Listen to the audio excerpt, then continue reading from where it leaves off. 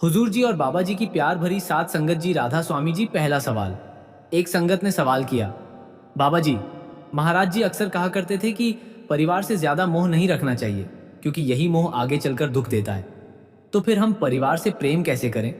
बाबा जी ने अत्यंत कोमलता और गहरी करुणा के साथ जवाब दिया, बेटा, ये सवाल हर उस इंसान के मन में आता है जो दुनिया और मालिक दोनों को साथ लेकर चलना चाहता है। महाराज जी ने कभी यह नहीं कहा कि परिवार को त्याग दो या उनसे बेरुखी करो। उनका संदेश था, प्रेम रखो पर मोह मत पालो। जब तुम किसी से सच्चा प्रेम करते हो तो उसकी भलाई चाहते हो, चाहे वह तुम्हारे साथ हो या ना हो। पर मोह में तुम उससे चिपक जाते हो, उसके बिना अधूरे लगते हो, और जब वह तुमसे दूर होता है तो टूट जाते हो।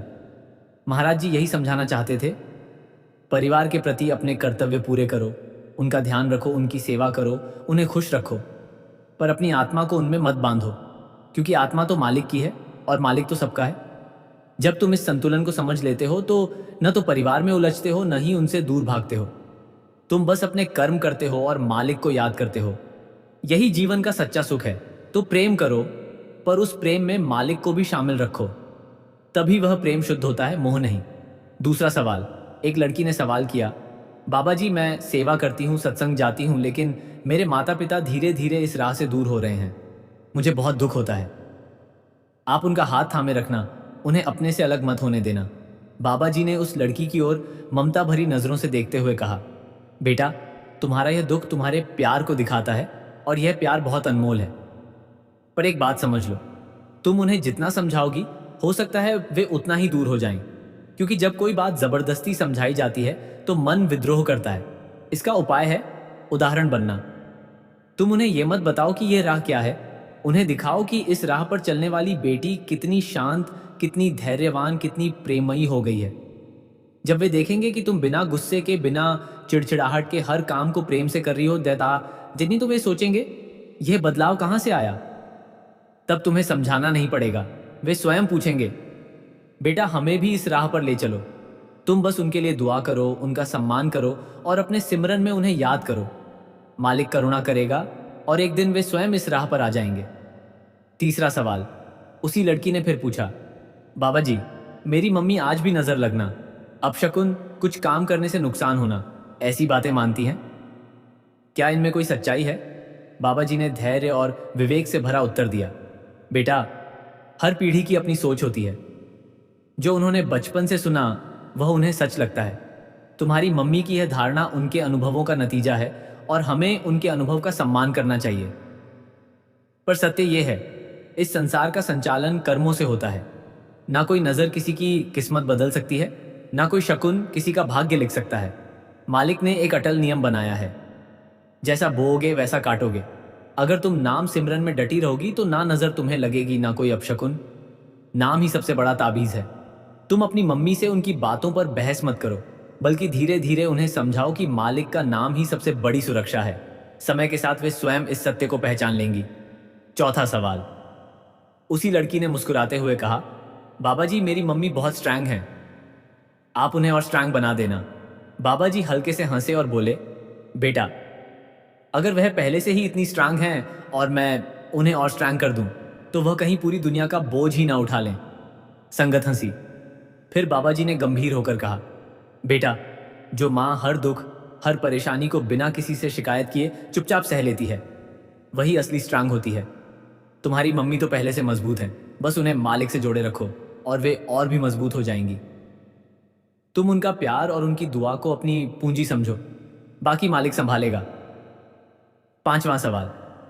एक बीबी जी ने बड़े प्यार से कहा, बाबा जी, मुझे तो व्यास किसी स्कूल जैसा लगता है। आप उसके प्रिंसिपल हैं, हुजूर जी वाइस प्रिंसिपल, पाठी जी टीचर, और हम सब स्टूडेंट्स हैं। अगर आपके सत्संग यूट्यूब पर डाल दिए जाएं तो दूर की संगत भी लाभ उठा सकेगी। बाबा जी खिलखिलाकर हंसे और बोले, बेटा, तुमने तो हम सबको एक पूरी संस्था बना दिया। संगत हंसी। तुम्हारी बात बहुत अच्छी है। यूट्यूब पर सत्संग डालने से जो संगत शारीरिक रूप से नहीं आ पाती वह भी सुन सकती है। मैं तो इतने सालों से समझा रहा हूं, पर लगता है अभी तक किसी ने ठीक से समझा ही नहीं। मुस्कुराकर, तो चलो, अब ये काम तुम ही करो। इन बातों को यूट्यूब पर डाल दो। शायद तुम्हारी आवाज में लोग मेरी बात समझ जाएं, क्योंकि मेरी तो अब तक किसी ने नहीं सुनी। पूरा पंडाल हंसी से गूंज उठा। पर हां, अगर इस माध्यम से किसी की आत्मा को शांति मिले तो यह मालिक की कृपा है। बस ध्यान रखना, दिखावा ना हो, सेवा का भाव हो। छठा सवाल। एक भाई ने बड़ी भावुकता से पूछा, बाबा जी मैं नियमित भजन सिमरन करता हूं, अपनी ड्यूटी निभाता हूं, पर आपके स्वरूप के दर्शन मुझे सिर्फ एक बार हुए, फिर कभी नहीं। मैं बहुत व्याकुल हूं।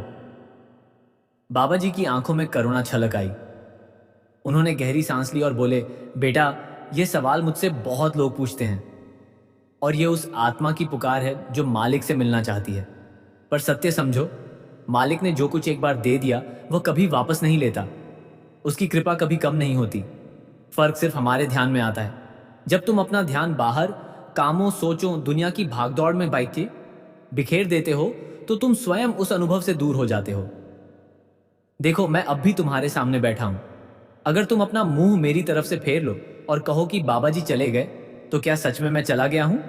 नहीं, मैं तो यही हूं। बात तुम्हारे ध्यान की है। जिस दिशा में तुम्हारा ध्यान होता है वही तुम्हारी दुनिया बन जाती है। इसलिए सिमरन में अपने ध्यान को भीतर की ओर मोड़ो। बाहर कुछ नहीं, सब भीतर है। शाह सातों वक्त नहीं, बेश शांत आबासेन सह सामा। बिन शाहदे दूजा कख नहीं, पर वेखन नाली अख नहीं। जब तक तुम अपनी अखुशी दृष्टि को भीतर नहीं लगाते तब तक दर्शन का रस नहीं चख सकते। लगन रखो, इंतजार मत करो। जो लगन से जुड़ा रहता है मालिक स्वयं उसके सामने आ जाता है। सातवां सवाल। एक माताजी ने रोते हुए कहा, बाबा जी मेरा पोता इस दुनिया में नहीं रहा। जब भी भजन सिमरन करती हूं उसका चेहरा सामने आ जाता है, ध्यान वहीं अटक जाता है। बस इतना बता दें, क्या वह आपके पास पहुंच गया है? बाबा जी की आंखें डबडबा गईं। उन्होंने अत्यंत करुणा से कहा, बेटा यह दर्द तुम्हारी आत्मा की गहराई से आ रहा है और मैं इसे पूरी तरह महसूस कर रहा था। पर आत्मा के सत्य को समझो, मालिक की दृष्टि में सभी आत्माएं समान हैं। वहां कोई बड़ा कोई छोटा नहीं। हर आत्मा उतनी ही प्यारी है जितनी एक मां को अपना बच्चा। जिसने जितने कर्म पूरे करने थे उसे उतना ही समय मिला। जब कर्मों की गिनती पूरी हुई तो मालिक ने प्रेम से उसे अपने पास बुला लिया। हमें नहीं सोचना चाहिए कि कोई जल्दी चला गया या देर से। हर आत्मा अपनी यात्रा ठीक उसी समय पूरी करती है जो उसके भाग्य में लिखा है। वह अब दूर नहीं, वह मालिक की गोद में है। तुम उसके लिए रोने के बजाय उसे दुआ दो कि उसकी आत्मा को शांति मिले और अपने सिमरन को और गहरा करो, क्योंकि सिमरन ही तुम्हें उस शांति से जोड़ता है जहां सब एक हैं। आठवां सवाल। एक युवक ने बड़ी उत्सुकता से पूछा, बाबा जी कई लोग बहुत मेहनत करते हैं, सफलता नहीं मिलती। कुछ को बिना मेहनत सब मिल जाता है, ऐसा क्यों? बाबा जी ने बड़ी सहजता और गहनता से समझाया, बेटा यह संसार का सबसे पुराना प्रश्न है, मेहनत का फल क्यों नहीं मिलता। पर इसे कर्म और किस्मत के दो पहलुओं से देखो। किस्मत का ताना बाना तुम्हारे पिछले कर्मों से बुना जाता है। जो तुम्हारे भाग्य में लिखा है वह किसी न किसी रूप में तुम्हें मिलेगा, चाहे देर हो पर मिलेगा ही। और जो नहीं लिखा उसे पाने के लिए तुम पागल हो जाओ, वह नहीं मिलेगा। पर मेहनत छोड़ने का अधिकार इससे तुम्हें नहीं मिल जाता, क्योंकि मेहनत तुम्हारा धर्म है, तुम्हारा कर्म है। मालिक ने तुम्हारे लिए क्या अच्छा सोचा है ये तुम नहीं जानते। कई बार जो हमें नहीं मिलता वह सच में हमारी भलाई के लिए होता है, क्योंकि अगर मिल जाता तो शायद हम मालिक से दूर हो जाते। इसलिए मेहनत करते रहो, पर फल की आशा मत रखो। फल तो मालिक देता है और वही जानता है कि कब क्या कितना देना है। नौवां सवाल। एक सेवादार ने विनम्रता से पूछा, बाबा जी महाराज जी कहते थे अंधे में क्या ताकत कि आंख वाले को पकड़ सके, इसका गहरा मतलब बताएं। बाबा जी ने शांत आत्मिक स्वर में उत्तर दिया, बेटा यह वचन बहुत गहरा है। यहां अंधा वह इंसान है जो अपनी सोच, अपने अहंकार, अपनी इच्छाओं में इतना उलझा है कि उसे भीतर का प्रकाश दिखाई नहीं देता। और आंख वाला है गुरु, जिसे भीतर की सच्चाई का ज्ञान है। जब तक गुरु की कृपा न हो इंसान चाहे कितनी भी कोशिश कर ले वह आत्मिक राह पर नहीं चल सकता, क्योंकि उसकी अपनी आंखें बंद हैं। उसकी दीते ने उसे भीतर का रास्ता नहीं दिखता। गुरु ही वह दीपक है जो अंधकार को मिटाता है और सच्चाई दिखाता है। गुरु ही तुम्हें वह विवेक देते हैं जिससे तुम बाहरी चमक दमक को छोड़कर भीतर के प्रकाश को देख सको। अंधा जब तक अपना अंधापन नहीं मानता तब तक वह आंख वाले के पास नहीं पहुंच सकता। जो झुकता है उसी पर कृपा होती है। जो मान लेता है मुझे कुछ नहीं दिखता, तभी गुरु उसे दिखाने का अधिकार लेते हैं। 10वां सवाल। एक बहन ने पूछा, बाबा जी संत महापुरुष तो भक्ति और सेवा में लगे रहते हैं, फिर भी उन्हें सबसे ज्यादा कष्ट क्यों उठाने पड़ते हैं? क्या भक्ति से दुख नहीं घटते? बाबा जी ने गंभीरता से उत्तर दिया, बेटा, यह प्रश्न बहुत गहरा है। संतों का जन्म इस धरती पर सुख भोगने के लिए नहीं होता, वे एक उदाहरण होते हैं। अगर संत हमेशा सुख और सुविधा में रहते तो हमें दुख में मालिक को याद करना कौन सिखाता? जब संत स्वयं विपरीत परिस्थितियों, बीमारियों, अपमानों, निराशाओं से गुजरते हैं और फिर भी उनके होंठों से मालिक का नाम कभी नहीं रुकता, तब हमें यह सीख मिलती है कि सच्चा प्रेम परिस्थितियों पर निर्भर नहीं होता। संत इसलिए दुख सहते हैं क्योंकि उनके दुख के पीछे छुपा होता है उनके अनुयायियों का कल्याण। वे अपने शरीर को औजार बना लेते हैं ताकि हमें दिखे दुख भी मालिक की रहमत हो सकता है। उनका जीवन यही सिखाता है, न सुख से गर्व, न दुख से घबराहट, बस नाम सिमरन को थामे रहो। 11वां सवाल। एक बहन ने पूछा, बाबा जी, लोग कहते हैं नामदान के दिन बिंदी मत लगाओ क्योंकि वह द्वार बंद कर देती है, क्या यह सच है? बाबा जी खिलखिलाकर हंसे, बेटा, क्या बिंदी कोई ताला है जो आत्मिक द्वार पर लग जाता है? संगत हंसी। मालिक का दरबार बहुत बड़ा है, वहां बिंदी या बिन बिंदी से कोई लेना देना नहीं।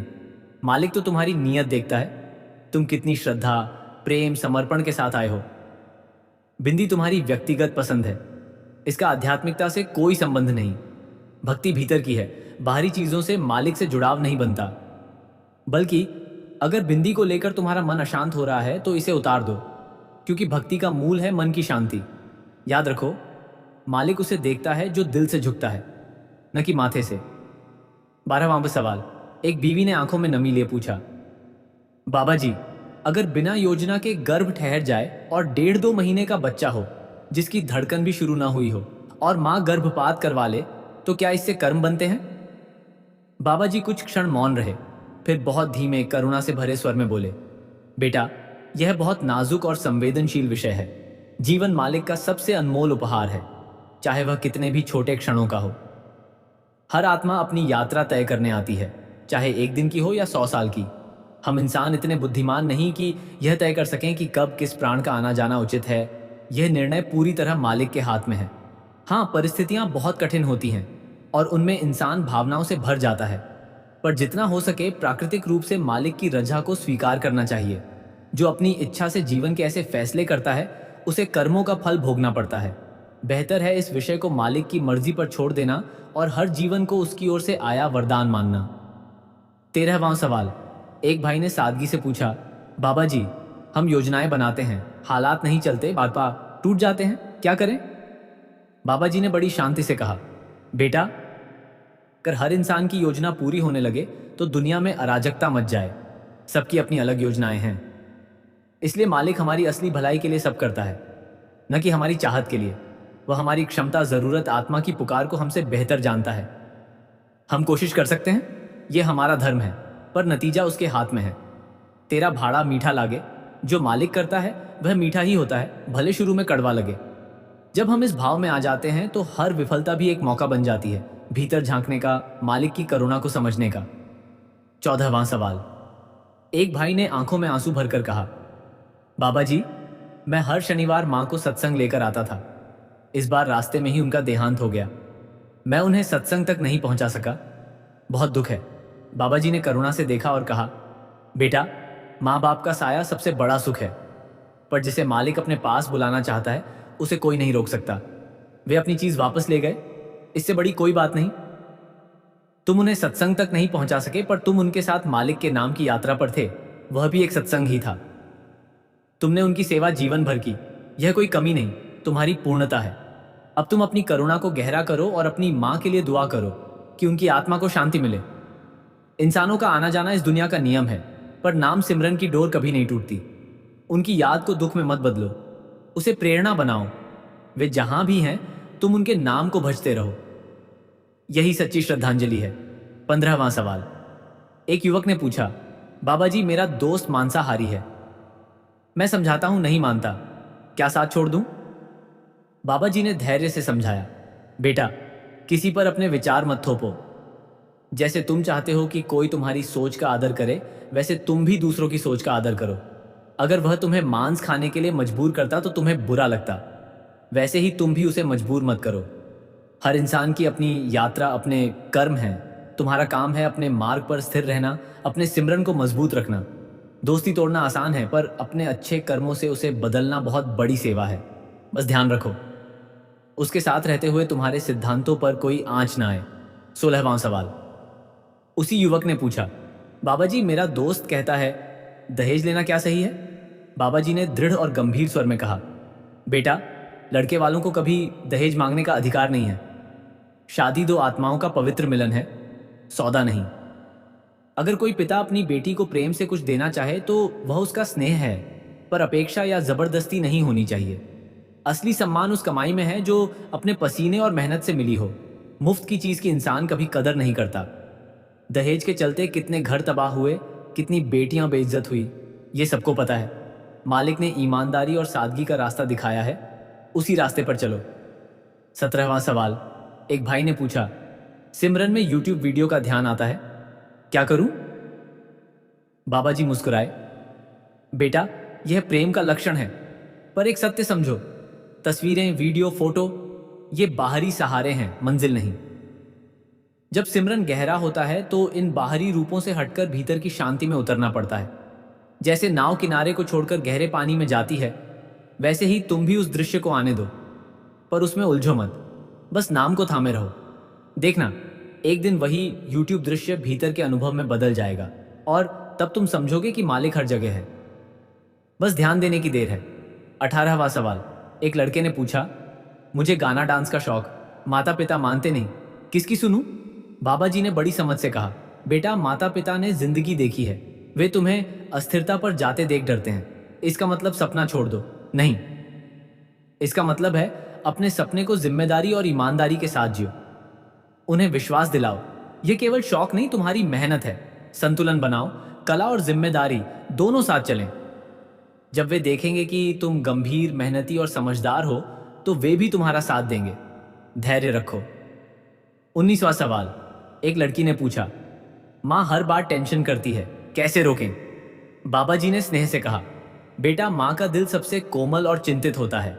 वे अपने बच्चों के भविष्य, सुरक्षा, खुशी के लिए सोचती हैं। यह चिंता प्यार का रूप है, पर जब बढ़ जाए तो अशांति होती है। इसका उपाय कि तुम और तुम्हारे भाई बहन उन्हें अपने जीवन से विश्वास दिलाओ कि तुम सही रास्ते पर हो, जिम्मेदार हो। उन्हें समय दो, बैठो, सुनो।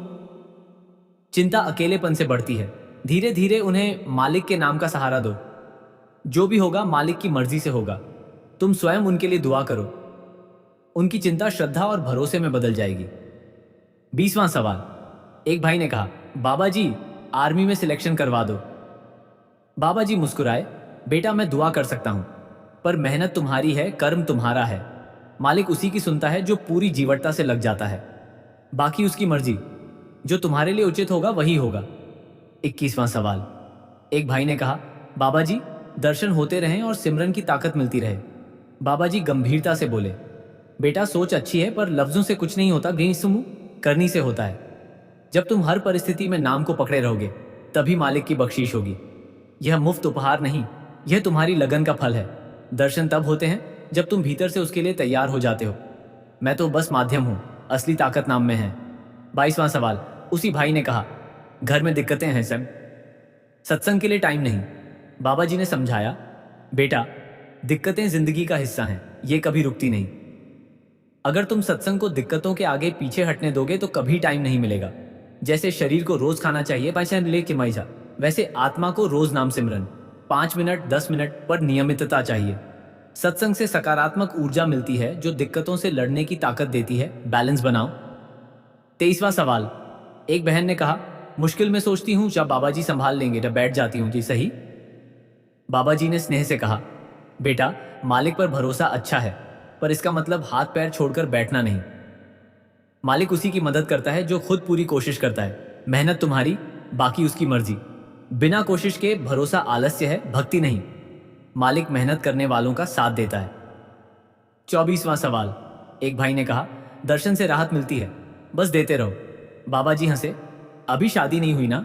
जब होगी तो बाबा की जगह किसी और के दर्शन करोगे। संगत हंसी, पर असली दर्शन तो सिमरन में गहरे उतरने पर होते हैं। वहां मालिक अपनी रोशनी में मिलता है। भीतर देखो, वही मालिक है। 25वां सवाल। उसी भाई ने कहा, ऐसी बात बताओ जीवन भर याद रहे। बाबा जी ने हंसकर कहा, शादी कर ले और सियापा मुक्का। संगत हंसी। फिर गंभीर होकर, अच्छा इंसान बनने की कोशिश करो सदैह, बस इतना ही काफी है। हर दिन पूछो, क्या मैंने किसी को दुख दिया? क्या ईमानदार रहा? क्या मालिक को याद किया? यही जीवन का सार है। 26वां सवाल। एक बहन ने पूछा, अच्छा करें तो लोग कमी निकालते हैं, बुरा लगता है। बाबा जी ने कहा, बेटा आलोचक तुम्हारा शीशा है, वह तुम्हें वो दिखाता है जो दोस्त डर से नहीं दिखाते। हुजूर महाराज जी कहते थे, आलोचक सबसे अच्छा मित्र है, उस कमी को सुधारो, बाकी मालिक को सौंपो इसे।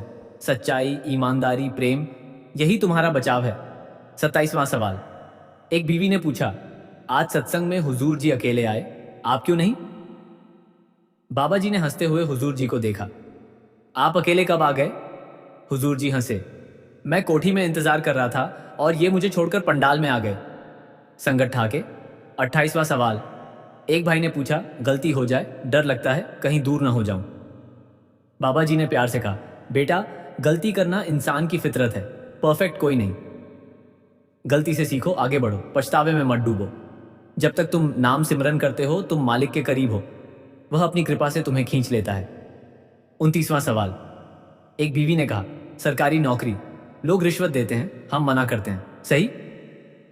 बाबा जी ने दृढ़ता से कहा, बेटा बहुत अच्छा, हक हलाल की कमाई में बरकत है। रिश्वत का पैसा किसी न किसी रूप में निकल जाता है, बीमारी, तनाव, लड़ाई। ईमानदारी का 1 रुपया गलत के 1 लाख रुपए से बेहतर है, यही असली सुरक्षा है। 30वां सवाल। एक बहन ने पूछा, ससुराल में प्यार न मिले, माँ बाप याद आते हैं।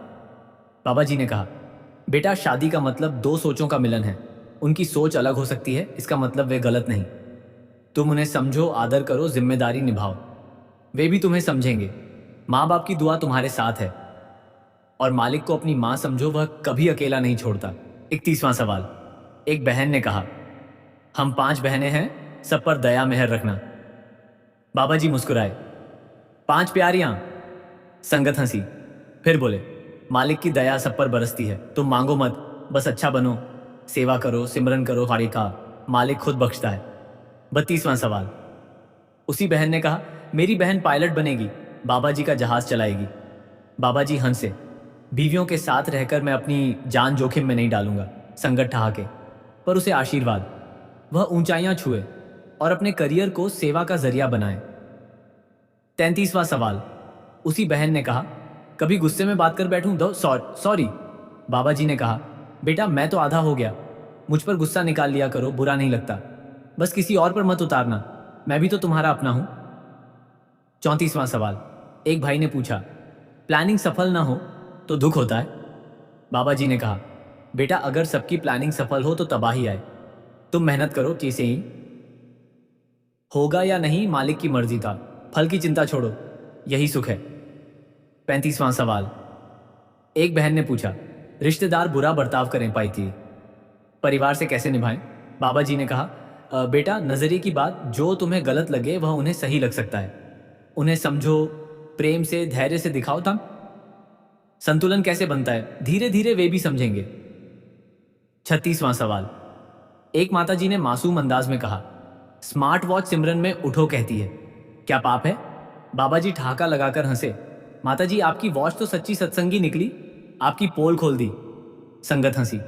सिमरन जागने का नाम है, वॉच उतारो और मालिक से कहो, मैं पैरों से नहीं सूरत के पंखों से तुम्हारी तरफ उड़ रही हूं। अगली बार वॉच न कहे नींद, तुम जागृत सिमरन करो। 37वां सवाल। एक कर्मचारी ने गंभीरता से पूछा, दफ्तर में झूठ, चालाकी, गलत फाइलें व ईमानदारी पर मजाक, क्या सच्चाई से चलता है? बाबा जी ने गहरी करुणा से कहा, भाई साहब यह कलयुग की सबसे बड़ी अग्नि परीक्षा है, तुम अकेले नहीं हो, सच्चाई का रास्ता कटीला है पर अंत सुखद है। झूठ की चमक जल्दी मिटती है, ईमानदार रहो, मालिक नियत देखता है, सिमरन में विचार आए पर नाम पकड़े रहो, समय साथ देगा। सच्चाई का फल एक दिन जरूर मिलता है और जब मिलता है तो दुनिया देखती रह जाती है। 38वां सवाल। एक बहन ने पूछा, पति सत्संग नहीं आते कैसे रांची नहीं चाहिए जाता, कैसे समझाऊं? बाबा जी ने कहा, बेटा दबाव मत डालो, तुम अपने व्यवहार से दिखाओ कितनी शांत धैर्यवान हो गई हो, जब वे देखेंगे तो खुद पूछेंगे ये ताकत कहां से आई, तब वे आ जाएंगे। 39वां सवाल। एक युवती ने पूछा, मदद करूं पर कदर न करें, पहुंचाए? दुख होता है। बाबा जी ने कहा, बेटा सेवा करो पर फल की उम्मीद मत रखो। लोग भूलें पर मालिक एक एक कर्म गिनता है। तुम करो, बाकी उस पर छोड़ो। 55वां सवाल। एक भाई ने पूछा, बाबा जी बस चाहता हूं आपके रास्ते पर चलूं। बाबा जी ने आशीर्वाद दिया, बेटा यही सबसे बड़ी बात, चाहत। जिसमें चाहत वहां मालिक खड़ा है। करनी से दिखाओ, सिमरन, ईमानदारी, सेवा, और जो हो मालिक को भाना मानो। यही आत्मा की यात्रा है। 51वां सवाल। एक भाई ने पूछा, जब हम किसी का भला करें तो बदले में बुराई मिले, मन उदास हो जाता है। बाबा जी ने गहराई से कहा, बेटा यह संसार कर्मों की खेती है। अच्छा बोगे तो अच्छा उगेगा, पर समय लगता है। बुराई उस व्यक्ति का कर्म है। तुम अपनी नीयत साफ रखो, मालिक देख रहा है। तुम्हारी अच्छाई वापस आएगी। बस करते रहो बिना उम्मीद के, यही सेवा है। 52वां सवाल। एक बहन ने पूछा, किसी चीज की तीव्र इच्छा हो तो प्रार्थना करें। बाबा जी ने कहा, बेटा प्रार्थना करो पर कहो, मालिक वही दे जो मेरी भलाई में हो। तुम मांगो पर अंत में कहो, तेरी मर्जी। यही समर्पण है। 53वां सवाल। एक युवक ने पूछा, क्या सिमरन में आंख बंद करना जरूरी है। बाबा जी हंसे, बेटा आंख बंद करना बाहर से ध्यान हटाने के लिए है, पर अगर खुली आंखों से भी भीतर डूबे रहो तो वह भी सिमरन है। असली बात है ध्यान को भीतर लगाना। 54वां सवाल। एक भाई ने पूछा, गुरु की कृपा से सब मिले तो मेहनत क्यों।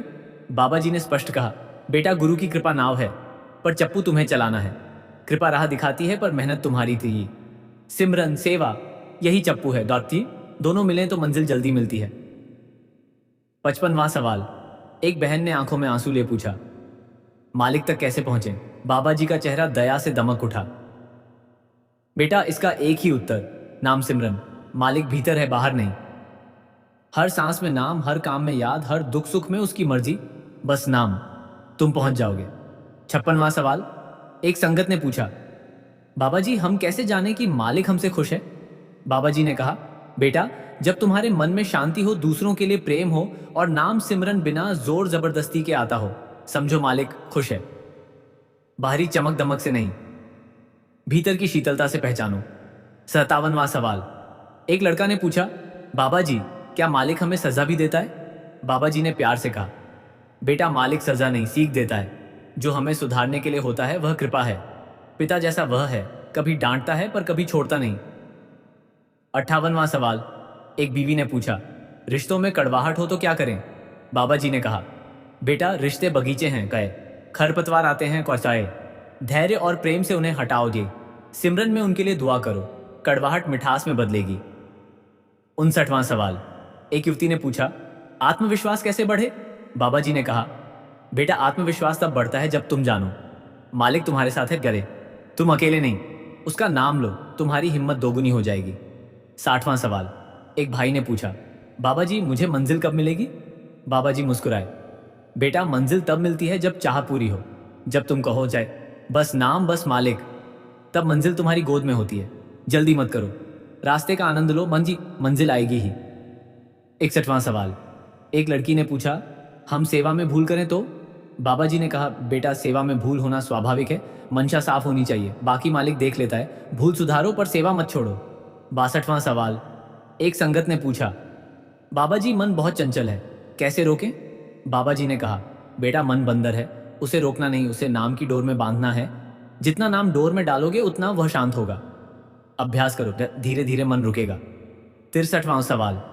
एक भाई ने पूछा, बाबा जी हम दूसरों को कैसे जज करें। बाबा जी गंभीरता से बोले, बेटा जज करना मालिक का काम है, तुम्हारा काम प्रेम करना है। जज करोगे तो दूरी बनेगी, प्रेम करोगे तो जुड़ाव होगा। तुम बस सेवा करो, बाकी मालिक करता है। 64वां सवाल।